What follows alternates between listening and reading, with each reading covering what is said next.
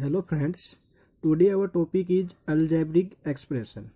सबसे पहले हम पढ़ते हैं डेफिनेशन ऑफ अलजेब्रिक एक्सप्रेशन। क्या होती है? An algebraic expression is the collection और combination of constant and variable term कितनी हो सकती हैं? एक या एक से ज़्यादा टर्म विद फंडामेंटल ऑपरेशन, यानी कि वो जो टर्म होती है वो किसके साथ ज्वाइन होनी चाहिए?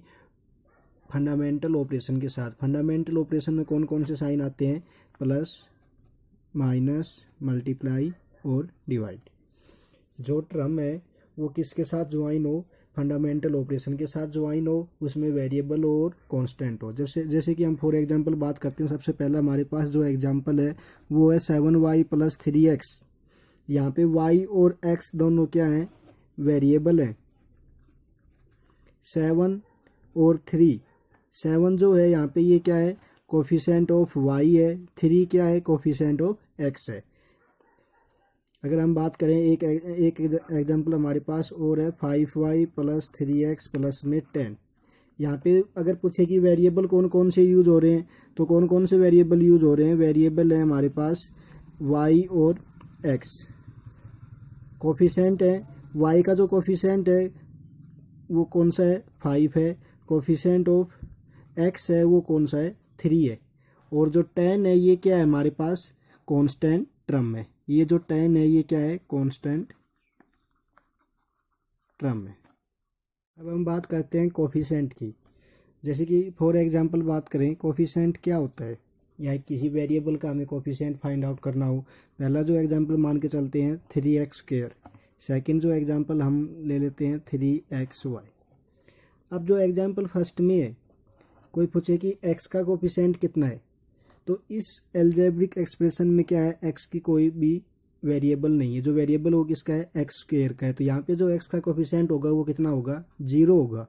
जबकि x² का जो कोफिशिएंट होगा वो कितना होगा? 3 होगा। 3 is the coefficient of x²। ऐसे सेकेंड एग्जाम्पल में बात करते हैं। पूछे कि y, यहाँ पे दो वेरिएबल हैं x और y। वो आपसे x का वेरिएबल भी पूछ सकता है, x का कोफिशिएंट भी पूछ सकता है और y का कोफिशिएंट भी पूछ सकता है। अगर y का कोफिशिएंट पूछे तो क्या आ जाएगा? 3x आ जाएगा। ये किसका कोफिशिएंट होगा? y का कोफिशिएंट होगा। अगर x का कोफिशिएंट पूछे, कोफिशिएंट ऑफ x, तो ये कितना आ जाएगा? 3y आ जाएगा। एक कोफिशिएंट और होता है, कौन सा? Numerical coefficient. न्यूमेरिकल कोफिशिएंट में आप सिर्फ किसको काउंट करते हैं? सिर्फ जो आगे का न्यूमेरिकल पार्ट होता है ये काउंट होता है।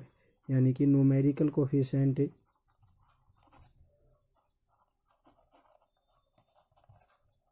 ऑफ, इसमें x² का कितना आ जाएगा? 3 आ जाएगा। y का कितना आ जाएगा? नीचे वाले एग्जाम्पल में इसमें भी 3 आ जाएगा। अब हम बात करते हैं लाइक और अनलाइक टर्म कौन कौन सी होती है। सबसे पहले पढ़ेंगे लाइक टर्म के बारे में। लाइक टर्म में कौन कौन सी टर्म आती है? वो टर्म आती है जिनका वेरिएबल पार्ट क्या हो? बिल्कुल सेम हो। यानी कि एक से ज़्यादा टर्म होती हैं, उनमें उनका अगर वेरिएबल पार्ट बिल्कुल सेम है तो वो टर्म क्या कहलाएंगी? Like term कहलाएंगी। जैसे फॉर एग्जांपल हम बात करें 3x², 4x², ये दोनों टर्म क्या कहलाएंगी? Like term कहलाएंगी। एक एग्जांपल और लें, 3x²yz और ये माइनस का 15x²yz। यानी कि यहाँ पे इनका जो वेरिएबल है, इसका जो वेरिएबल ये कितना है? x²। इसका भी जो वेरिएबल ये कितना है? x²। दोनों का वेरिएबल क्या है? सेम है। दोनों टर्म क्या हो जाएंगी? लाइक टर्म हो जाएंगी। सेम नीचे सेकंड एग्जांपल की बात करते हैं। इनका जो वेरिएबल पार्ट है कितना है? x²yz। इसका भी कितना है? x²yz। हमें यहाँ पे क्या नहीं देखना है? न्यूमेरिकल कोफिशिएंट नहीं देखना है। क्या देखना है? सिर्फ वेरिएबल पार्ट देखना है। अगर वेरिएबल पार्ट जितनी भी टर्म का, अगर जरूरी नहीं है कि दो टर्म हो, दो से ज़्यादा टर्म भी हो सकती हैं, अगर उनका वेरिएबल पार्ट बिल्कुल सेम है तो वो टर्म किस में काउंट होती हैं? लाइक टर्म के अंदर काउंट होती हैं। अब बात करते हैं अनलाइक टर्म की। लाइक टर्म में तो हमें क्या पढ़ा था कि जो वेरिएबल पार्ट है वो बिल्कुल क्या होना चाहिए? सेम होना चाहिए। जबकि अनलाइक टर्म में क्या होगा? वेरिएबल पार्ट क्या होगा? डिफरेंट होगा। फॉर एग्जांपल हम बात करें 4x² हो गया, यहाँ पे जो वेरिएबल पार्ट है ये 4y² हो गया। यहाँ पे जो वेरिएबल पार्ट एक का एक्स स्क्वायर है, एक का वाई स्क्वायर है, दोनों का वेरिएबल पार्ट क्या है, डिफरेंट है, तो ये दोनों क्या कहलाएंगी, अनलाइक टर्म कहलाएंगी। एक एग्जांपल और बात करें, 3x² इसमें 3x² यहाँ पे तो जो वेरिएबल पार्ट है ये कितना है, x² है, जबकि इस टर्म में जो वेरिएबल पार्ट है ये कितना है, x² है। दोनों का जो वेरिएबल पार्ट है वो क्या है, डिफरेंट है, इसलिए ये दोनों टर्म भी क्या है, अनलाइक टर्म है।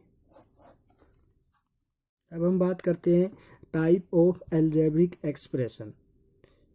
सबसे पहली जो टाइप आती है वो कौन सी होती है, मोनोमियल होती है। मोनोमियल में क्या होता है कि सिर्फ कितनी टर्म होनी चाहिए इसके अंदर, एक ही सिंगल टर्म होनी चाहिए, वो जो टर्म कहलाएगी वो क्या कहलाएगी, मोनोमियल कहलाएगी। An algebraic expression which consist of only one non zero term is called monomial.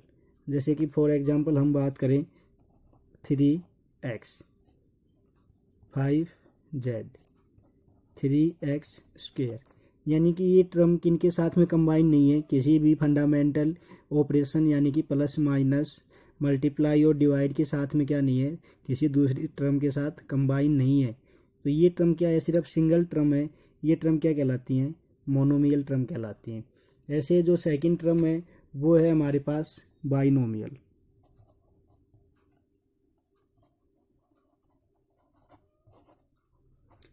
Binomial term कौन सी होंगी, वो एल्जेब्रिक एक्सप्रेशन जिसमें कितनी टर्म हो, 2 नॉन जीरो टर्म हो, 2z प्लस में 8y।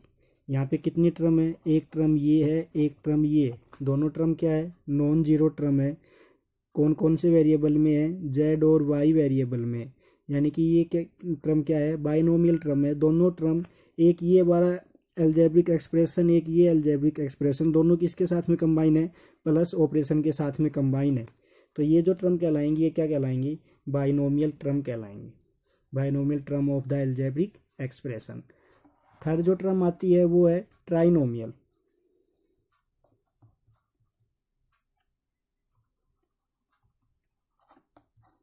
बाइनोमियल में कितनी टर्म आती हैं, 2 नॉन जीरो टर्म आती हैं। ट्राइनोमियल में कितनी एल्जेब्रिक एक्सप्रेशन टर्म आएंगी, 3 algebraic expression non zero term आएंगी।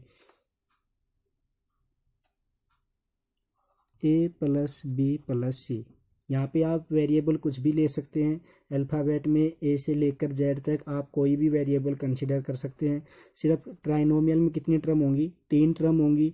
तीनों टर्म किसके साथ में कंबाइन होगी, प्लस माइनस साइन के साथ में कंबाइन होगी। जैसे 5x माइनस का y प्लस का z, ये टर्म क्या है, ट्राइनोमियल टर्म है। इसमें कितनी टर्म है, 3 टर्म है। अब हम बात करते हैं पॉलिनोमियल के बारे में। पॉलिनोमियल क्या होती है, definition of polynomial, an algebraic expression which consist one और more than one term of algebraic expression की, वो क्या कहलाएगी, पॉलिनोमियल कहलाएगी। यानी कि एक या एक से ज़्यादा एल्जेब्रिक एक्सप्रेशन को प्लस माइनस ऑपरेशन के साथ कंबाइन करके जो एल्जेब्रिक एक्सप्रेशन बनता है वो क्या कहलाता है, पॉलिनोमियल कहलाता है। फॉर एग्जांपल बात करें 3x² प्लस में 5x, ये क्या है, एक पॉलिनोमियल है। एक या एक से ज़्यादा टर्म को, एक टर्म ये दूसरी टर्म ये, दोनों को किसके साथ में कंबाइन किया है, प्लस साइन के साथ में कंबाइन किया है, तो क्या कहलाएगा, पॉलिनोमियल कहलाएगा। एक एग्जांपल और बात करें 2x² माइनस का 5x प्लस का 7, ये भी क्या है, एक पॉलिनोमियल है।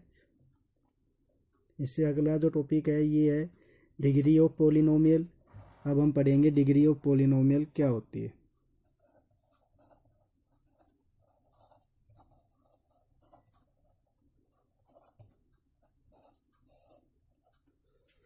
कोई भी पॉलिनोमियल आपके पास गिवन है, आपको उसमें क्या ऑब्जर्व करना है कि उसमें कितने वेरिएबल हैं। अगर एक वेरिएबल है, उसमें 2 वेरिएबल भी हो सकते हैं और 3 वेरिएबल भी हो सकते हैं। अब यहाँ पे कौन सा वेरिएबल है, x वेरिएबल है।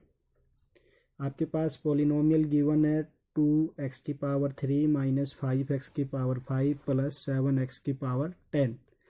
आपको यहाँ पे क्या ऑब्जर्व करना है कि वेरिएबल की हाईएस्ट डिग्री कहाँ पे है, यानी कि वेरिएबल की हाईएस्ट पावर कहाँ पे है।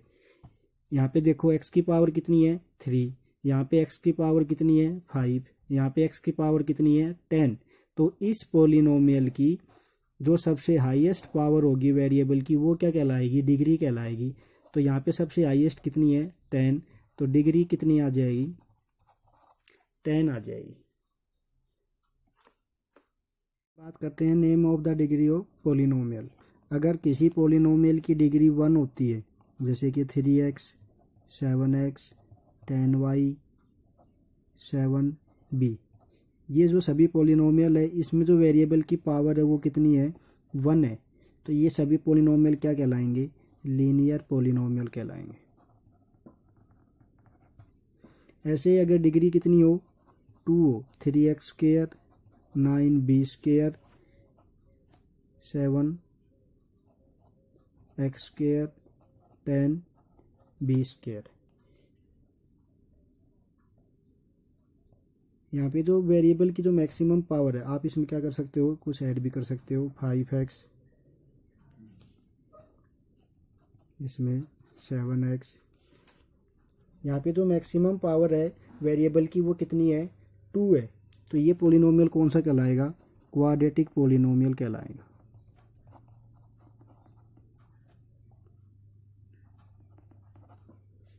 ऐसे अगर सेम केस में पोलिनोमियल की डिग्री कितनी हो 3 हो,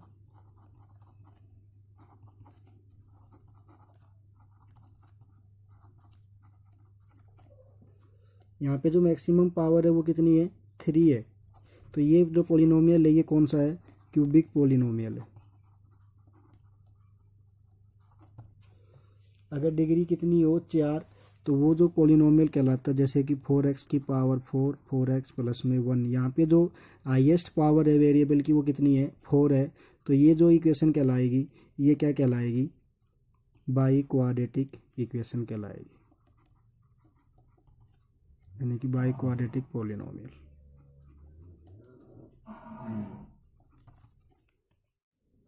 अब हम बात करते हैं एडिशन और सब्ट्रैक्शन ऑफ अलजेब्रिक एक्सप्रेशन। हमारे पास अलग अलग टाइप के अलजेब्रिक एक्सप्रेशन गिवन होंगे, उनको क्या करना है, ऐड और सब्ट्रैक्ट करना है। जैसे कि सबसे पहले हम एक एग्जांपल ले लेते हैं, 3xyz 5xy 7xy और 9yz। हमारे पास 4 टर्म है, हमें इनको क्या करना है, ऐड करना है। तो सबसे पहले क्या ऑब्जर्व करना है कि इनमें जो वेरिएबल हैं वो कौन कौन से हैं। सबसे पहली टर्म में जो वेरिएबल है ये क्या है, xyz है, यहाँ पे कितना है xy है, यहाँ भी कितना है xy है, और लास्ट का कितना है yz है। अब क्या करना है, हमें ऐड करना है।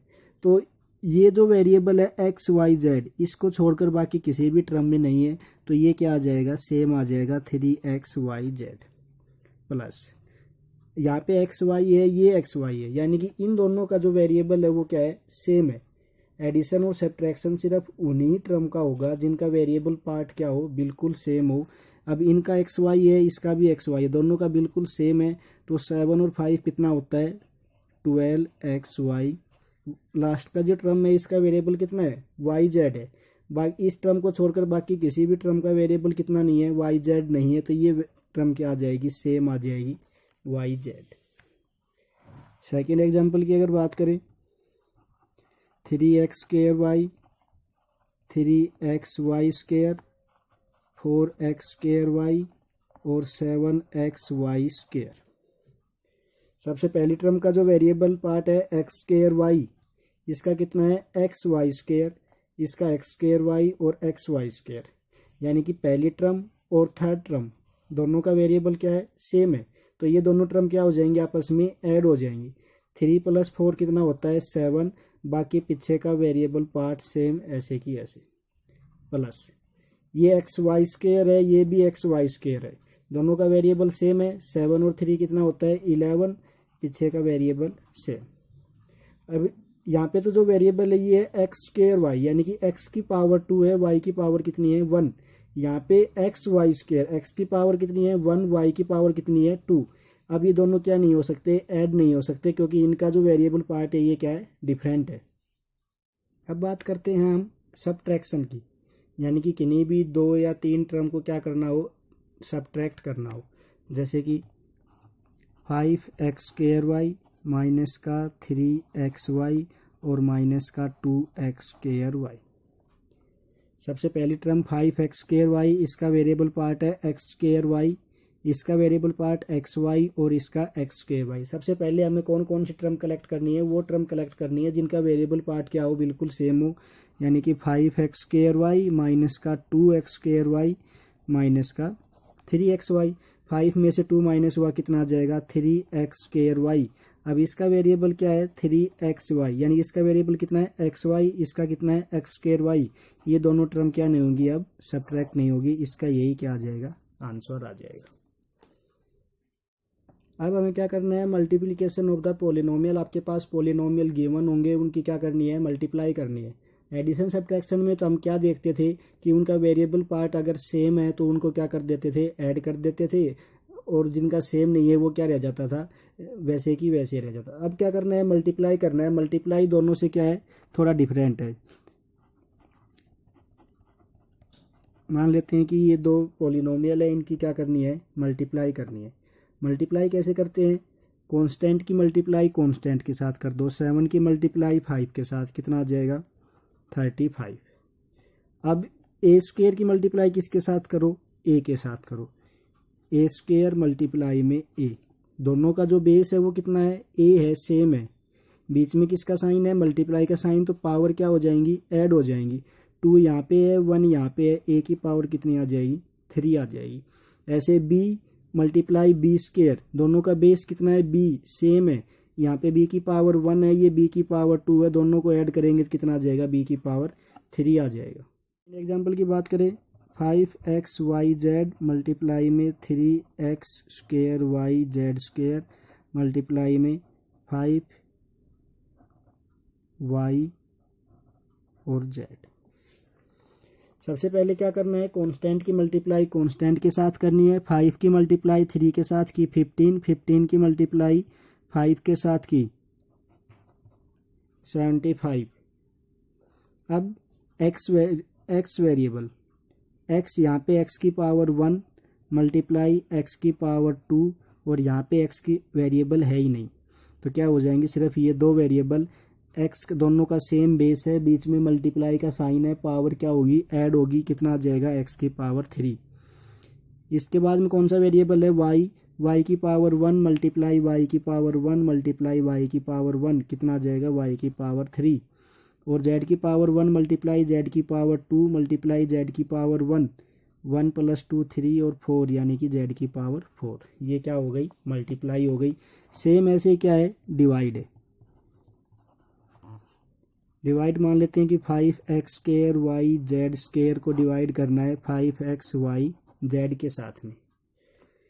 डिवाइड जैसे करते हैं कि 5 से 5 कैंसिल हो गया, y की पावर 1 है, यहाँ भी y की पावर 1 है, y से y कैंसिल हो गया, x की पावर यहाँ पे 1 है, यहाँ पे कितना है x² है।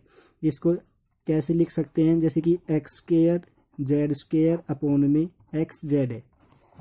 x की पावर 2 यानी कि x को कितने टाइम लिख सकते हैं, 2 टाइम।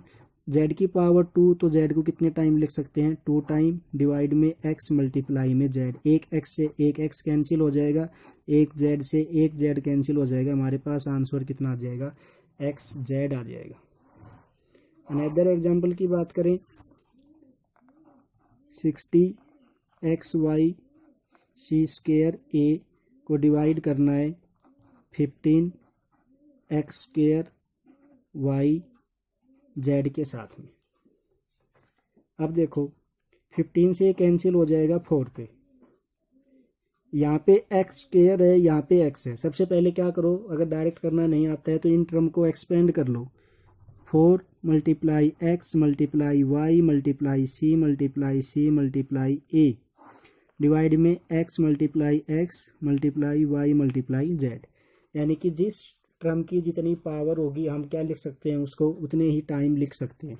अब एक x से एक x कैंसिल हो गया, y से y कैंसिल हो गया, बाकी कोई टर्म कैंसिल नहीं हो रही है, तो क्या लिख देंगे, इनको मल्टीप्लाई करके सेम लिख देंगे। 4 c की पावर 1 मल्टीप्लाई c की पावर 1, कितना आ जाएगा, c की पावर 2 a डिवाइड में x z। ये क्या हो जाएगी, इनकी डिवाइड हो जाएगी।